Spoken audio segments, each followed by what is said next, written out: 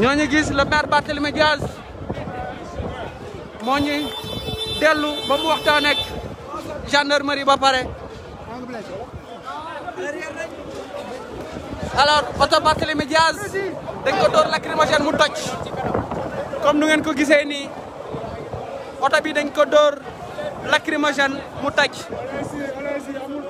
pare-brise Ousmane Sonko ngi ree ci biir oto bi waaw oto bi toj na mais terewul dawuñu delluñu ginnaaw.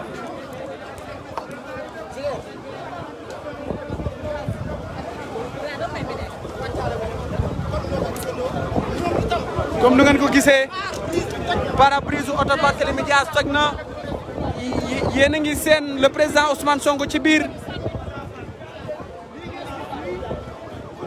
alors jël nañ beneen yoon ànd ak seeni militant du pare-brise rek a toj sama téléphone tamit toj na donc nag moom lii yëpp ngir xeexu démocratie. kon comment naa méng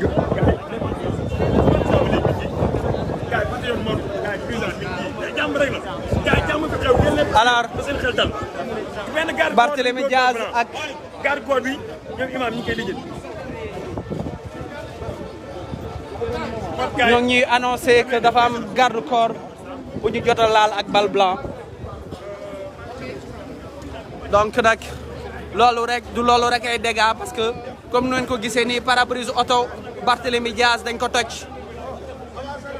waaw pare-brise oto Barthélémy Dias dañ ko toj am na tamit benn garde corps bu ñu jot a gaañ.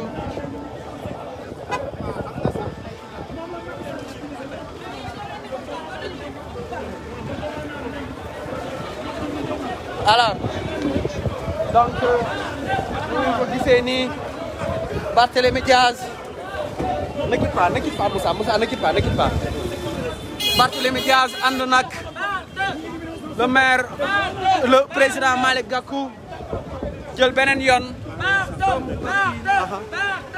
alors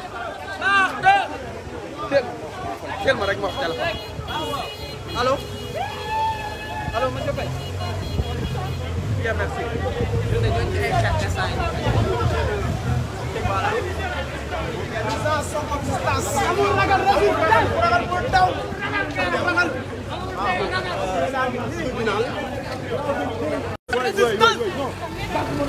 alors bismillah. donc alors le maire Barthélémy Dias jël na beneen yoon ànd ak Ousmane Sonko président du parti PASTEF les patriotes africains ànd ak le président Malick Gakou donc c'est à dire que la coalition Yewwi Askan Wi teew nañ fi donc nag jot nañ jàmmarloog tuuti ak force de l'ordre yi ba oto Barthélémy Dias toj pare-brise bi toj ñu gaañ ci benn garde corps waa POY génn nañu ba léegi ñoom nee nañ du ñu dellu université rek lañ jëm président Barthélémy Dias président Ousmane Sonko ak le maire Barthélémy Dias ñooñu ci yoonu université bi te nee nañ dara du leen tere dellu ginnaaw wala dara sax du leen delloo ginnaaw plutôt.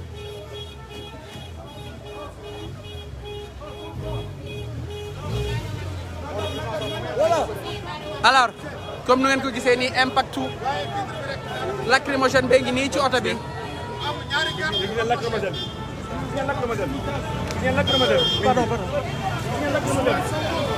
toj nañ vitre oto Barthélémy Dias. donc dafa leer ni lii ñu gis ni nekkatul démocratie parce que doo convoqué nit tribunal ba pare mu génn di saafont ak ay militant am nga koy dóor lacrymogène ba di toj otoom.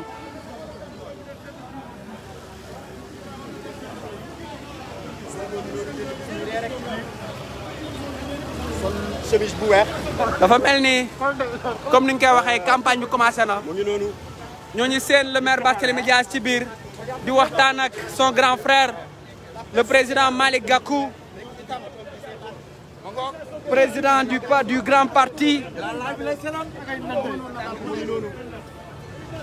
Alors président Sonko moñ ci téléphone am nekk ci biir oto bi ànd ak ndaw Sénégal yi di jëm université Cheikh Anta Diop ba ñuy jéem a jaaree yoonu poste Fann ci la gendarmerie teg benn barrage fii tamit police ñëwaat nañ tegaat nañ beneen barrage comme nu ngeen koy séenee nale oto police moo ñu nale tegaat barrage di leen tere jàll.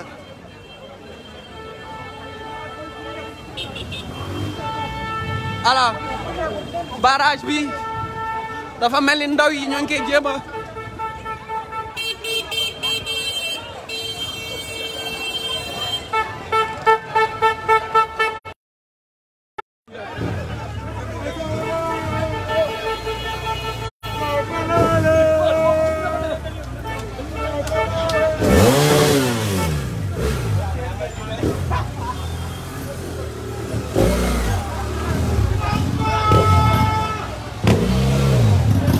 alors lu ngeen ko gisee nii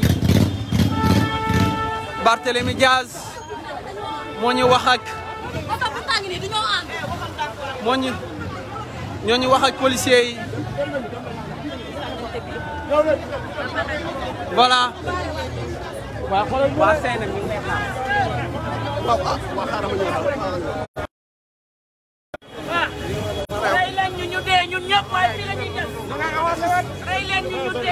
alors comme ni ngeen ko gisee nii waaw OSR alors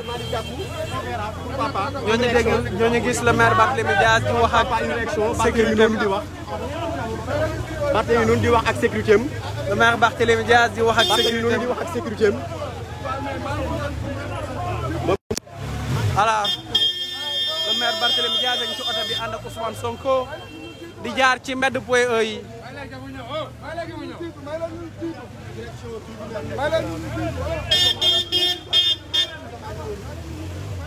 Jambar da ngay taxaw dama lay bëgg sama réer jël fi nga taxaw jël fi nga taxaw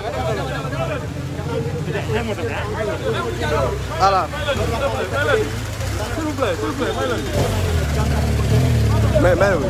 alors nu ngeen ko gisee nii ndax li ni mel day continuer en tout cas comme nu ngeen ko gisee oto Barthélémy Diaz ngeen oto président pare-brise dafa toj police ñoo ci dóor ngay wax heureusement nee nañ policiers yi ñoo ci dóor lacrymogène heureusement la maa ngi def direct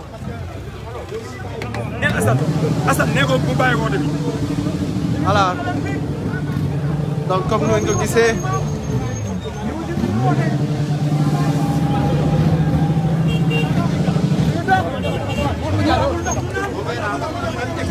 alors le maire Barthélémy Diaz jël na beneen yoon ànd ak Ousmane Sonko ba léegi ànd ak aussi un groupe de jeunes déterminés à se battre pour le rayonnement de la démocratie sénégalaise.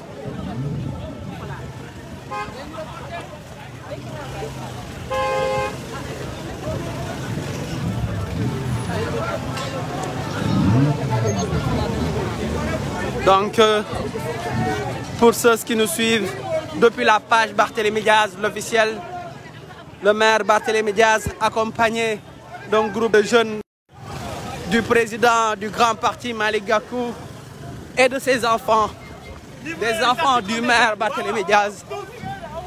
Et ils veulent se diriger vers l'université Cheikh Anta Diop de Dakar.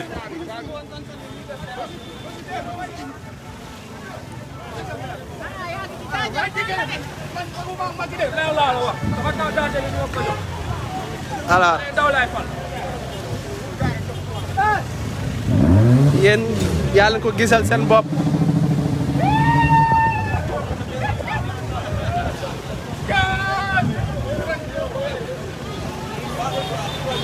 ñooñu ci yoonu université Cheikh Anta Diop comme nu ngeen ko gisee le maire Barthélémy Diaz waxal gars yi. alors.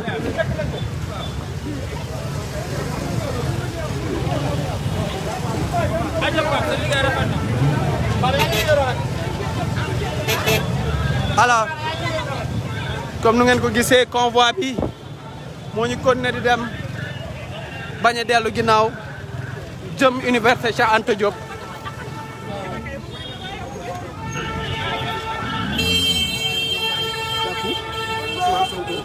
alors donc jeunes yi ñoo ngi dem fu ñu leen dàqee ñu jël beneen yoon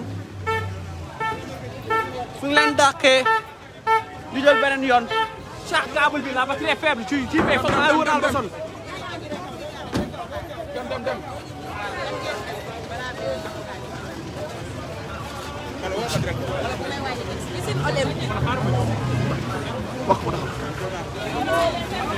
àgguñu tribunal Pape déggoo li ma la wax ñu ngi piscine olympique àgguñu tribunal moo tax ma ne la woon toppal convoi bi.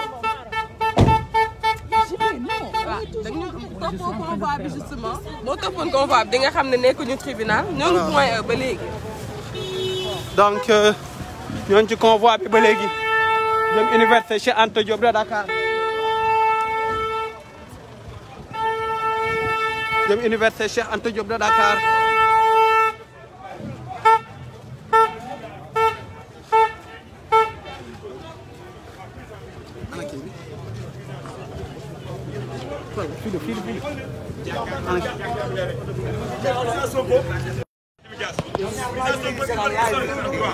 Président Sonko li mu wër jëkkam suñu maam ki seet ak jëm moom la histoire Macky Sall il est tout comme président di des non léegi nag ñoom ñaar ay doom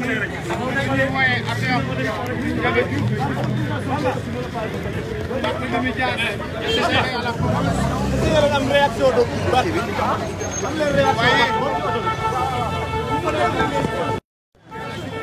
c'est bon, c'est bien mis.